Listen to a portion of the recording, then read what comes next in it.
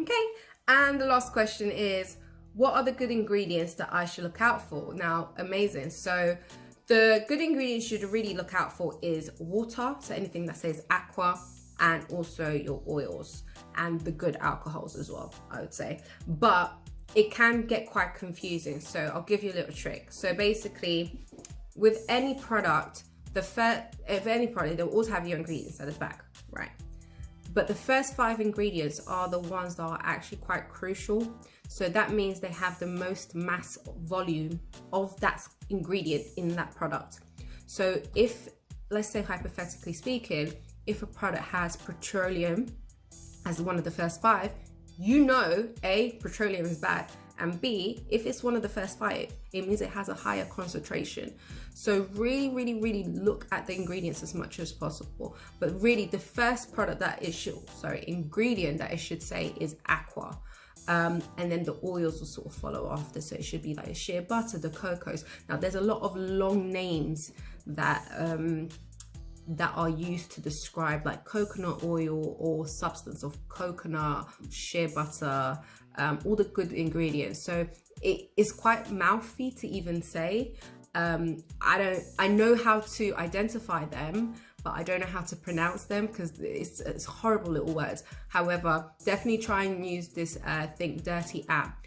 Alternatively, when I first started my healthy hair journey, I came across this method called the curly girl method. Now, this method agrees with some people, doesn't agree with others.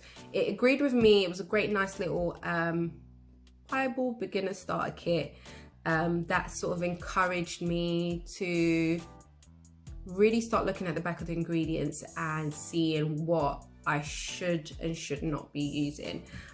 So this book, it's this one here. It comes with also a CD, and it's by Lorraine Massey. She's also I think she's also the owner of Divaco.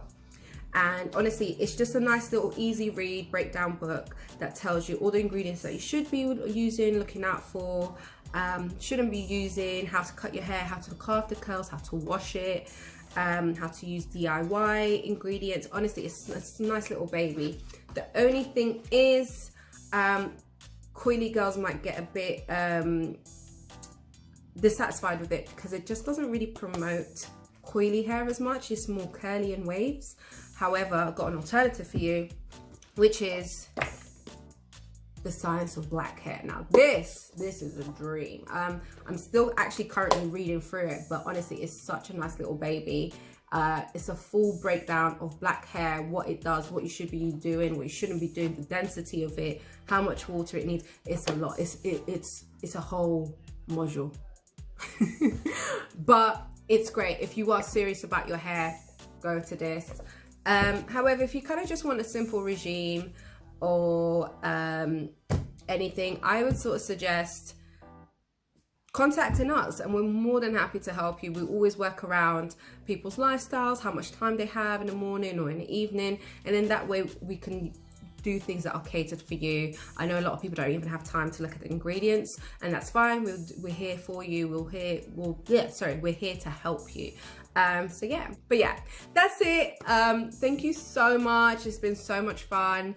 Yeah, it's been fun to sort of let you guys know, but yeah, feel free to always contact us. Like I said, it's myself and my cousin Catia who are running Hairitage, and we are so happy to have any questions answered or anything. And yeah, we're also willing to sort of learn from you guys because you are the experts of your own hair. So yeah, thank you so much. Have a good one. Stay safe.